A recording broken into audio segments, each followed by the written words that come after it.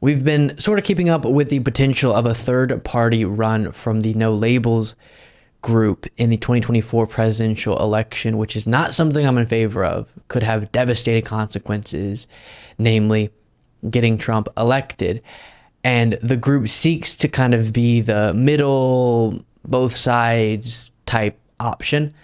And we'll get into more why I'm not supportive of a potential candidacy. Joe Manchin is one of the leading contenders being floated to run if they choose to run this third party candidate. And so you could imagine why Joe Manchin, a Democrat, but a very conservative Democrat, could siphon away votes from Joe Biden enough to assist in Trump getting elected. Do we know that's how it would play out? No. But could it? Yes. And that's the danger. So on that, on CNN, the former Republican governor of Maryland, Larry Hogan, got into a back and forth, and David Axelrod, the former senior advisor to Barack Obama, shut down some of the talking points that Larry Hogan was putting forward. And I thought he did it very, very nicely. So I'll show this to you, then we'll discuss this whole no labels candidacy. And if you are someone who then asks, well, if not now for a third party launch, when? I'll explain kind of the process for that and other things. Well, look, I think we're at a point that we've never been in this country where 2/3 of the people are not interested in voting for the Republican or Democratic nominee, the likely nominees. And, an overwhelming majority of people are completely fed up with politics. They think Washington is broken. And so even though this normally is not something that we consider and talk about seriously because it hasn't happened in the past, this is something that could happen. We have to wait and see how this campaign plays out. We're a long way off. I don't know that So is this at a this yes? point in time that Trump and Biden Trump and Biden are going to do it. But if Trump and Biden are the nominees, it's very likely that No Labels will get access to the ballot and will offer an alternative. And, if most of the voters don't want A or B, we have an obligation to give them C, maybe for the good of the country. But doesn't that potentially just, and I'm going to give you the last word, David Axelrod, but Governor Hogan, thank you. doesn't that give, honestly, doesn't that pave the way for Donald Trump? Doesn't that siphon votes from Joe Biden and elect the person that you have criticized so heavily? No, actually, no. That's the Democratic talking points because they're scared to death about this potential opportunity. But no, it's they would only be in it to win it, and they would pull just as many. And I should note, if you're not aware, Larry Hogan's an anti-Trump Republican, more moderate, which is why he's a part of this organization. Votes from Donald Trump as Joe Biden. David Axelrod? Yeah, I mean, I love Larry Hogan, but that's just not true. I think that broken glass will be the jagged edge that cuts the throat of the Biden campaign. History shows that. Trump has a high floor and a low ceiling. If you lower the ceiling to where his high floor is good enough to win, he will win. And he benefited from third parties in 2016. This would be a dreadful mistake if the goal is to deprive Donald Trump of the presidency. This is his hope. This is his prayer. Right. And so for someone such as Larry Hogan and everyone in the No Labels group, there are people who will criticize Trump and do see him as a threat. So if that's authentic, then how on earth would you think it's a good idea to throw an unknown variable into the equation? We see polling. We know that, okay, if Biden runs against Trump, it's closer than we want it to be, but Biden will have a solid shot of defeating Donald Trump. He did it once. Polling shows he could do it again. And so that should be the focus. Unless someone else was nominated in the Democratic Party, then it would be that person who should be the focus if you care about Donald Trump not winning in 2024, which is the most important thing about that election, is Trump not winning for so many reasons we cover on a daily basis. Now, if you have this feeling that we need a more middle option, we need a middle of the country moderate option, great. A bunch of options in the Democratic Party reflect that. I know that sounds super partisan, but let me explain again why.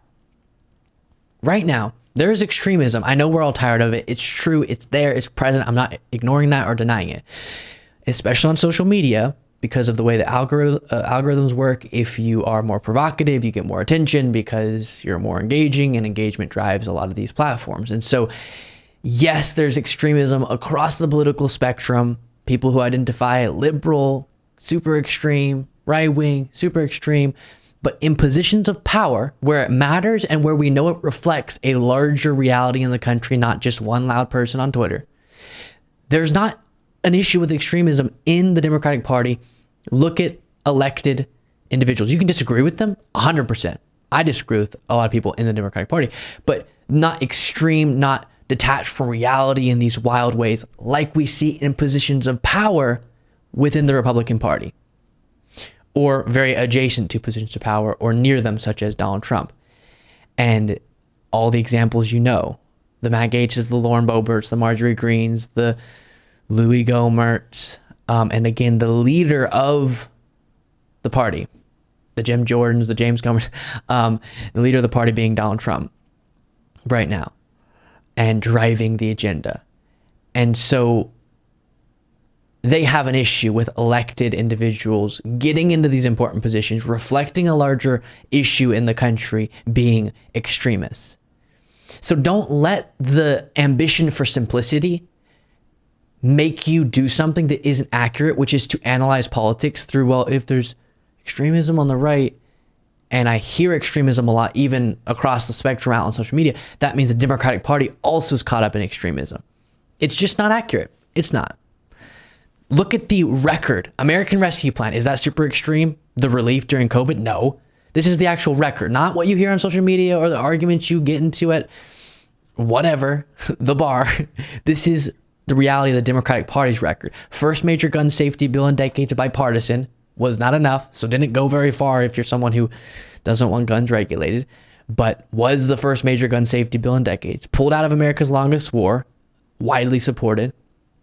That move, largest investment in green energy in history. We got to be investing in the energy of the future, which will create millions of green energy jobs over the course of the next decades, lowering prescription drug costs, including Medicare, being able to negotiate drug prices now, which will be huge, and capping the cost of insulin at $35 out of pocket per month. Is it so radical to lower prescription drug costs for people? This is the record of the Democratic Party. I'll keep repeating that. Raising the minimum wage for federal government workers within the authority of the president, and Biden did it. Boom. Ketanji Brown Jackson on the court, highly qualified, incredible. PACT Act, giving health care to veteran toxic burn pit victims. Why wouldn't we do that? Is that radical? Is that extreme? The Chips and Science Act, bringing more semiconductor manufacturing to America. Let's do it. Going to be massive for the future. Once in a generation infrastructure law, much needed, including rebuilding roads and bridges, increasing access to clean, reliable drinking water, repairing airports, expanding broadband, investing in passenger rail, and much, much more. Is that the radical, extreme agenda that needs a more moderate option next to it? Or could you vote for that again instead of Donald Trump? Seems like a very easy choice to me. What would Joe Manchin bring for a moderate American that agenda doesn't bring, or that agenda brings something too extreme compared to the Joe Manchin option?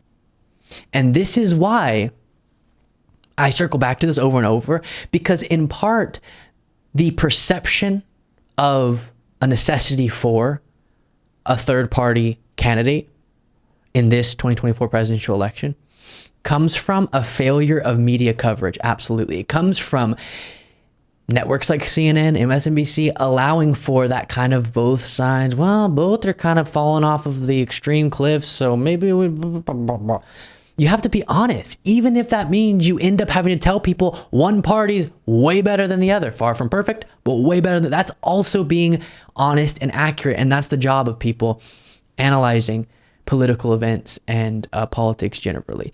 And so then, this kind of in line with this, the Washington Post had a really interesting op-ed from Perry Bacon Jr., who said how media coverage drove Biden's political plunge. And I just have to say, as we continue to discuss this, it's not me saying that, oh, Biden's perfect or the Democrats are perfect. If you knew all the things I wish we could do, you would know how far the Democratic Party's successes and Biden's successes are from what my dream progressive president would be able to do, and progressive Congress and all of that. And I'm going to keep pushing for a more progressive Democratic Party. And that is absolutely something that we should be doing. And also, we can't lie about, when you compare the Republican Party and the Democratic Party, them being anywhere close to one another. And we can't lie about the Democratic Party not being the center, at least Biden as a candidate, option. If you're moderate, Biden's a great option for you. But as the Washington Post writes, the mainstream media has played a huge underappreciated role in President Biden's declining support over the past year. Its flawed coverage model of politics and government is bad for more than just Biden. It results in a distorted national discourse that weakens our democracy. The media needs to find a different way to cover Washington. Well, Skip, he gives a bunch of examples of different events that were covered by the media, and CNN, MSNBC to a lesser extent, and others, ABC News, CBS, their ambition to come off not partisan makes them actually inaccurately report events to damage, not purposely damage, but to show, look, we do negative coverage of Biden, and they overdo it and tank his poll numbers to a degree that they never would to a Republican president. They would criticize as much a Republican president, I should say, but they wouldn't criticize for as minuscule things, I guess. But they do that. They go above and beyond to criticize Democrats where they can. So they kind of make up situations or overcover situations to prove, look, we're not too partisan. It's too early, the conclusion goes, to say whether Biden is a great or even good president. But most Americans aren't getting a fair look at that question. Instead of telling us whether Biden is effective, the media has focused on showing that it's not too biased towards Democrats. Exactly. Better that journalists actually cover America's problems and whether Biden's solving them, or at least has better policies than Republicans. That's the kind of journalism we need. I could not agree more with the author of this article, Perry Bacon Jr. Again, if you're interested, you can find that, and he goes through specifics. And it's not to say there aren't criticisms of Biden in the Democratic Party and all these different things, of course. It's to say, and I've definitely noticed this in covering the media coverage of Biden and the Democratic Party, there is a bending over backwards effort to prove from mainstream media that they aren't biased, that goes so far that it gives an inaccurate look of their viewers and of their readers and their listeners of American politics.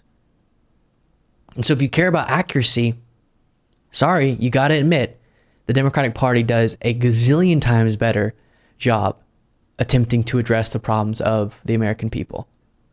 And I wish they could do better. And I wish they weren't also beholden to, in different ways, the fundraising that has to be done in these elections and who is contributing a lot to their campaigns. And I wish a lot of them were more motivated to help people than just improve their career. But it's just not even comparable to the Republican Party. And so I know I'm really ranting on about this, but oh, it matters so much. And so that gets us all the way back around to Larry Hogan there. One of the things you could do to help put forward a moderate option that is kind of the middle of the road, among Americans at least, not in Congress, but among Americans, is to say, listen, even if I don't agree with everything, the Democratic nominee, especially if it's Biden, is definitely the middle of the road option. There are much more progressive people in his party, but he kind of splits the difference of the country. And the extremists on the other side, Donald Trump is the likely nominee on the other side, make it even more important that we throw our support as moderates behind Joe Biden. He respects democracy. He respects and understands basic facts.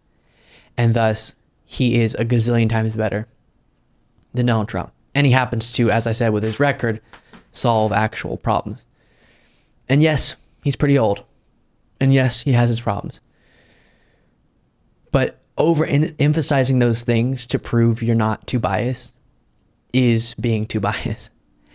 And that is the message I'm going to now push much harder than I did previously. I didn't really spend much time, I apologize, on how you should advocate for third parties if you want to, if that's the thing you're passionate about. It has to do with, you can look at a past Andrew Yang story I did with the Forward Party, structural changes, ranked choice voting, a long-term effort that would start within the Democratic Party. But again, you can reference that. We're out of time for this segment in past stories I've done. Thank you so much for watching. If you want to be a part of what makes this show possible, plus get access to the full video version of the show hours before all the clips are able to be uploaded to the YouTube channel, plus get the bonus show on the weekends, you can do so by going to lukebeasleyshow.com/membership. That's lukebeasleyshow.com/membership, and there's a link in the description.